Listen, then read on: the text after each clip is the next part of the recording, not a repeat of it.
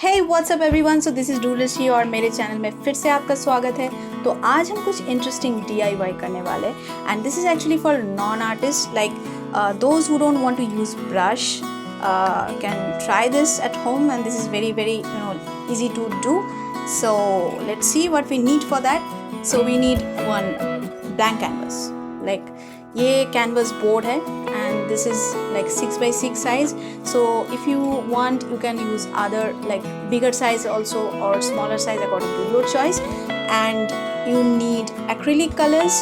So as you can see here I'm using flash acrylic colors. Okay, so I need 3 type of colors for this: blue, red and yellow. Okay, so if you want you can use your favorite brand as well according to your choice. And ये 3 cups मैं use कर रही हूँ to actually ये acrylic colors थोड़ा thick होते हैं, so I need to mix this with water to make it little bit watery.